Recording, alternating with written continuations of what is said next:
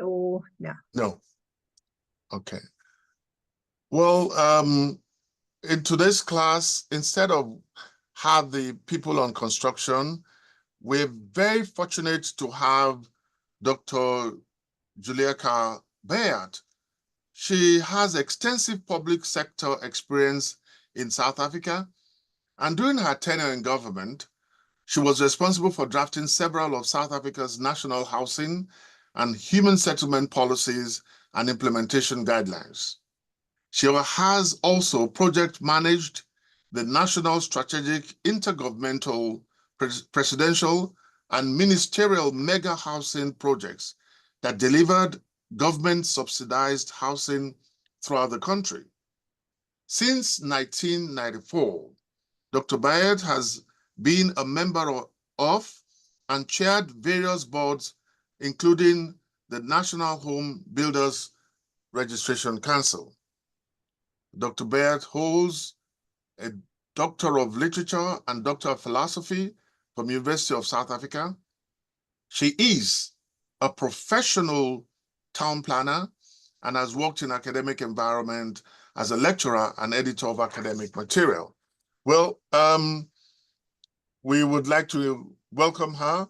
She has a PowerPoint she's going to be speaking to, and in a moment, we will start with that. So, Dr. Bayat, you're welcome to our class. Unfortunately, the students will be seeing this after you have delivered it. But if we have any questions, we'll sure direct them to you. Thank you very much for doing this, madam. Good afternoon or good morning. It's afternoon for me, but good morning, Dr. Odutola. And it's my pleasure to be with you and with your class. I really appreciate the invitation, and I certainly will do whatever I can to be able to give you a little bit of an insight as to what homelessness in the Republic of South Africa is about.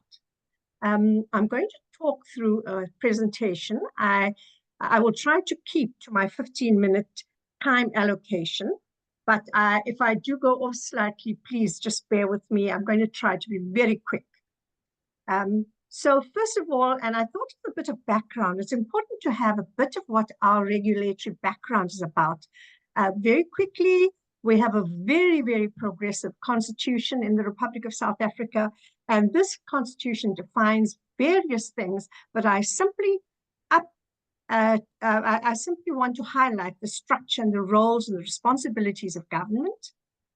Importantly, it sets out also the rights and the duties of its citizens, and Section 26, 1, 2, and 3 talk through how everyone has a right to have access to adequate housing. And that is critical because in South Africa, housing is considered an absolute necessity. The second very important piece of regulatory information that I thought I'd share is our Housing Act. It is our legislative mandate for housing delivery in South Africa, and it takes up what our constitution says because it allows for and it mandates the right of access to adequate housing. So those are two very, very important elements that I thought I should share with you. Also, quickly, if we can just talk through what government subsidized housing is about. And in South Africa, we have a concept where for the poorest of the poor, we actually give them free housing. It's absolutely free. They're not big, fantastic units. They're 40 square meter units. And since 1994, we have delivered over 4 million housing opportunities. Now, I just want us to think about that a little, because if we consider that in a house, you have at least 5 people living in there. If you consider that we have taken 20 million people off the streets and have them in a house, that in fact is what even the UN Habitat gave South Africa accolades for, and we were actually awarded a very, very distinguished prize, as it were, for having done that. So in addition to the 4 million housing opportunities, we also have assisted another 2 million beneficiaries in the housing sector. So that means that we really try our utmost to assist people to be housed. That we have different options as far as housing delivery is concerned. We give people serviced sites. So in other words, they can have a site with tenure, they'll have water and electricity connections available. That's the service site, and people can then build what they want on that site. Secondly, we also have fully subsidized housing, like I spoke about when we spoke about the 4 million housing opportunities. And these fully subsidized housing units go to qualifying beneficiaries. And we have a very, very strict set of criteria that have to be met. And then, of course, thirdly, we have partially subsidized. And these partially subsidized units can be obtained if you qualify for a deposit for a bond with a bank. And then, of course, the other type of housing that we have are rental options. We have rental for low income people, very, very affordable rental, and we call those community rental units.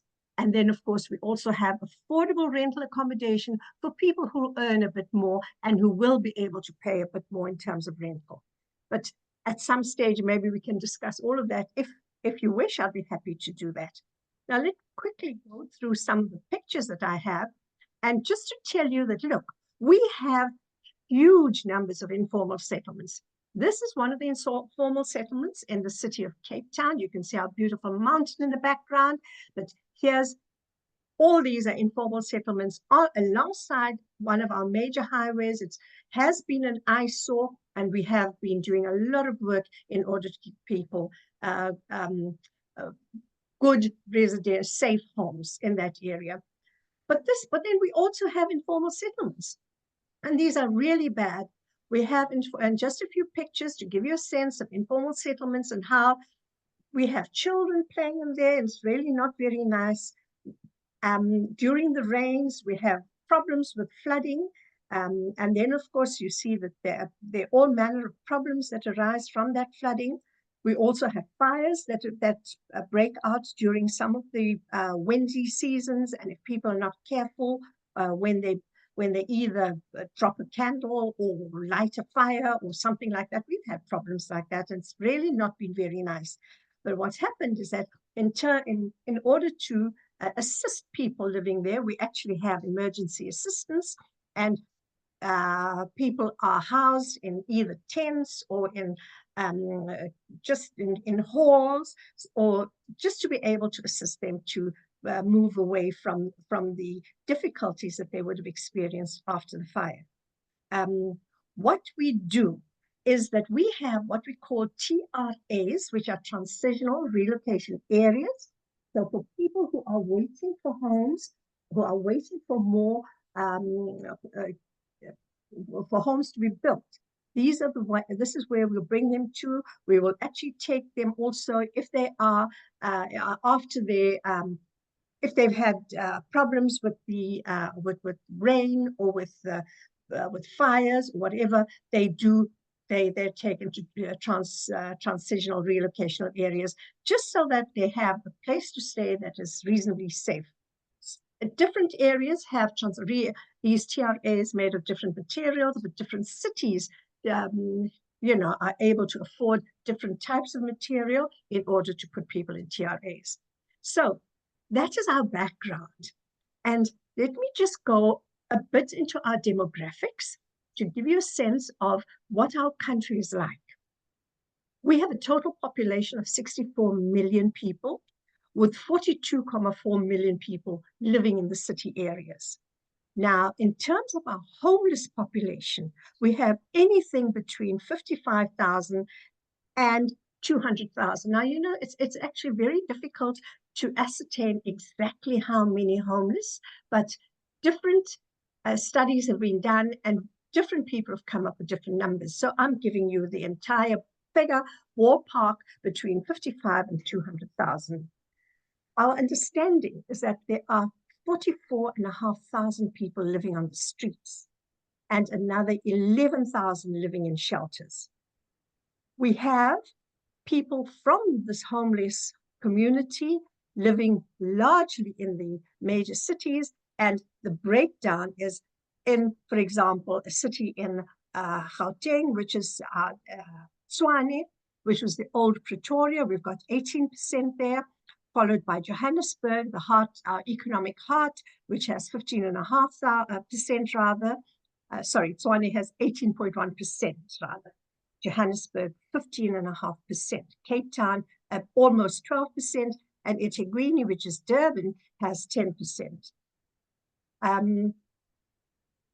We can start talking about what do we think are the key drivers to homelessness.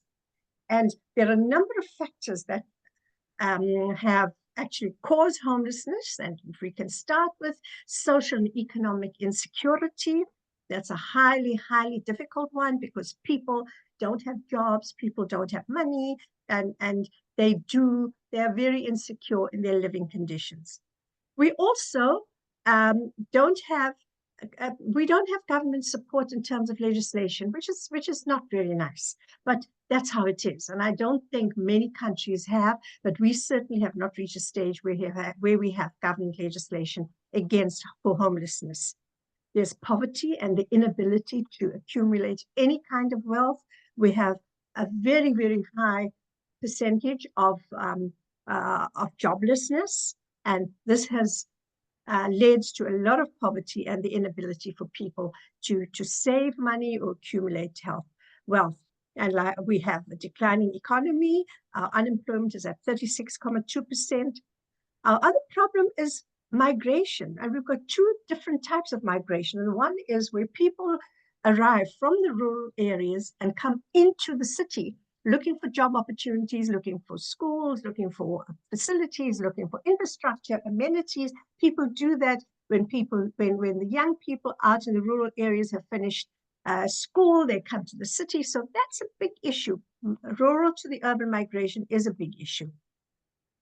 The other big one for us is migration from other neighboring countries. And I'm talking Zimbabwe, I'm talking Malawi, I'm talking Mozambique. All of the people migrate from those cities to South Africa in search of opportunities, and they do that.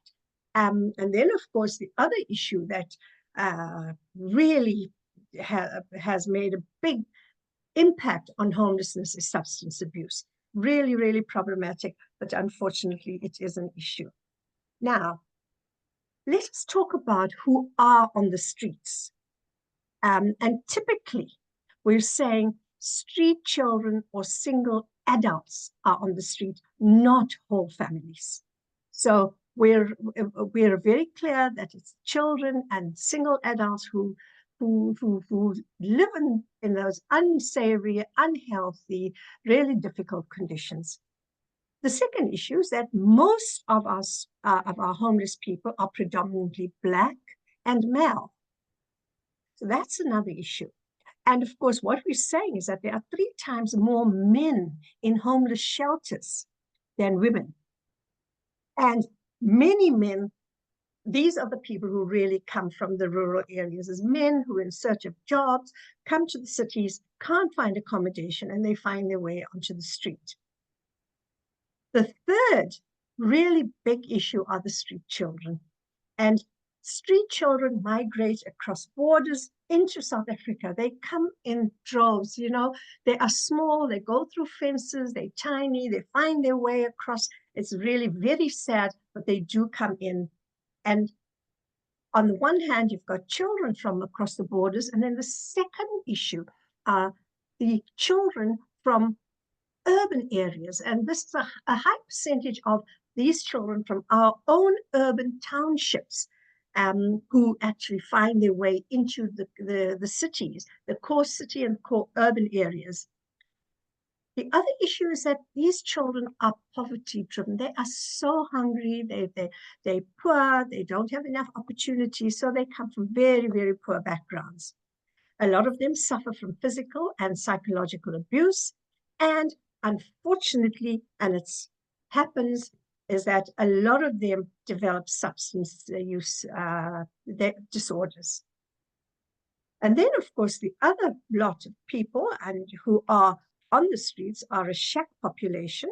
And in the shack population, they are largely females. But in the shack population, you have people who have a rudimentary kind of shelter, and they're able to stay in there, but it's mostly the women who live in shacks.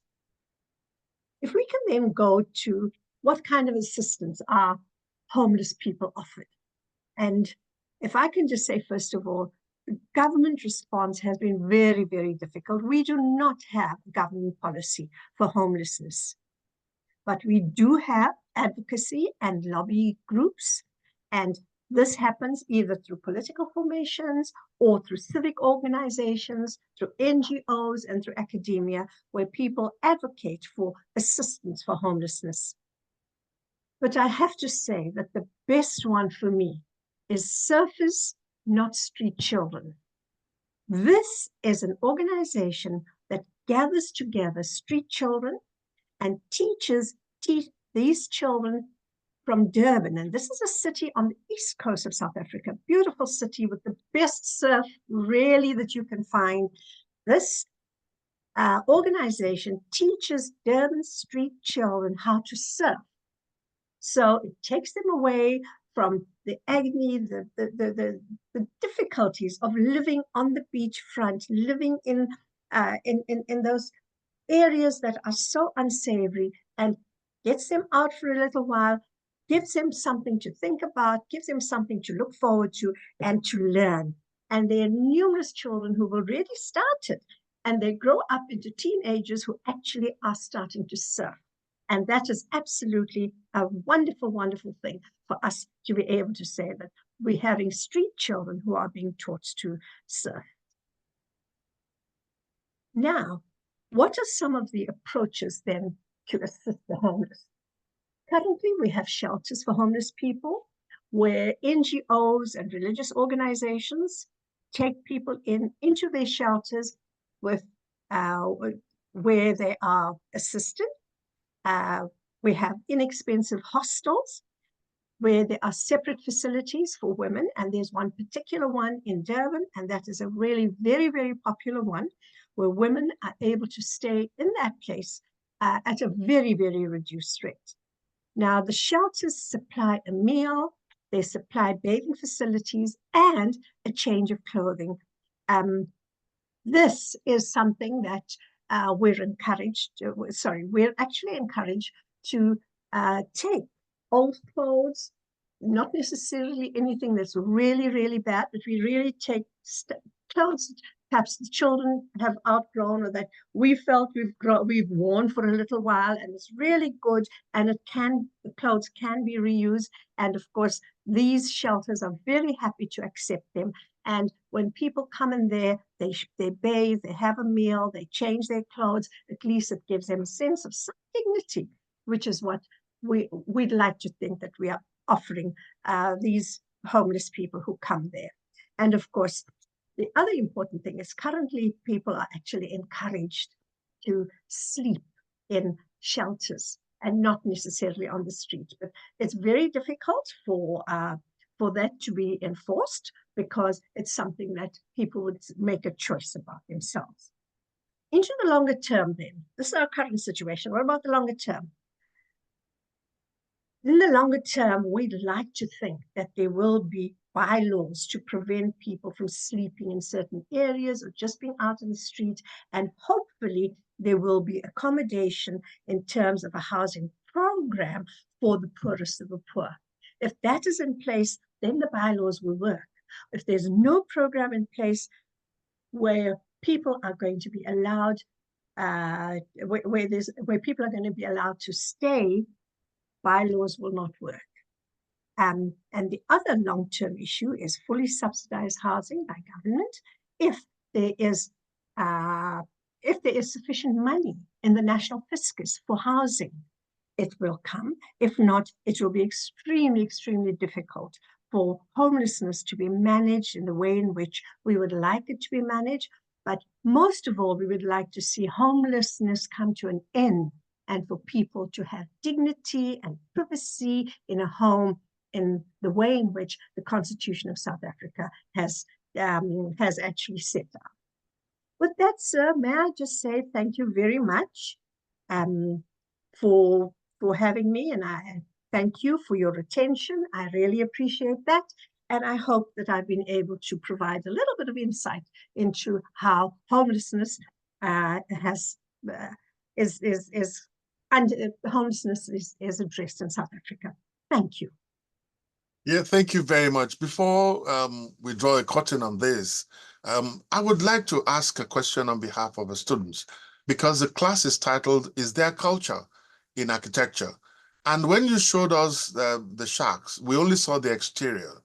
And somebody had whispered to me that South Africans are very creative, that even the poor of the poor, when you go into those houses, the decor and the arrangement and the way the South African, the various ethnic groups in South Africa bring culture to bear is something that would be interesting. What would be your take on that? Do these shacks as well, how well decorated are they inside the houses and around the place? What kind of solidarity or empowerment do homeless people who live in shacks have amongst themselves? You know, people who live in shacks are people with dignity, with pride. So the fact that they live in a shack does not mean that it has to be something ugly and untoward, something that they're ashamed of. If you look at the picture on the screen right now, look at the colorful bedding. Okay, and this is something that people were able to pull out of their burning houses, but this comes from their homes. And people, for example, will have beautiful bedding. They make they're creative in the way in which they want their homes to be. They take pride in the way in which they live in their homes. People also like in the shacks, people will actually have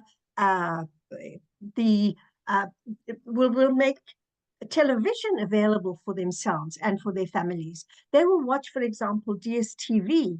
They will watch different programs. So it isn't as if a shack is, you're not relegating that family to nothingness, because that family is going to elevate itself, and they are going to do whatever it takes to make them feel that they are living a decent kind of life, even though it is in a shack. So remember, people don't know how long they're going to have to be in the shack. If they are in a shack for a lengthy period of time, it has to be somewhat comfortable, and that's what people do.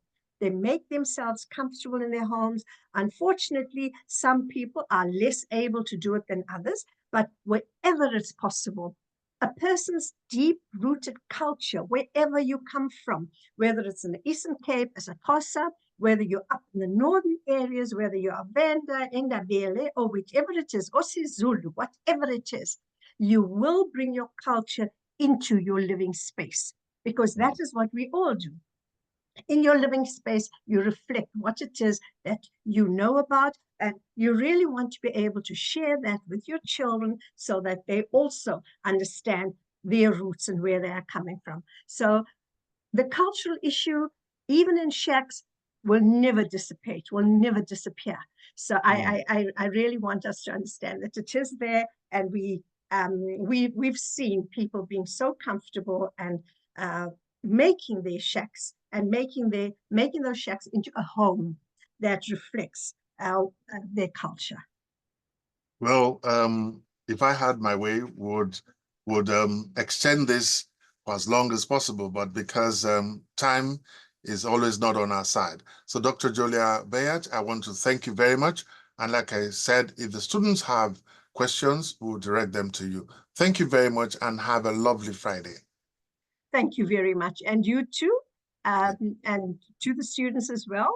I certainly hope they enjoy just the little bits that I was able to share with them. But certainly, if there's ever we need to talk again, I'll be very happy to do that. And thank you for having me. I really appreciate that. Thank you.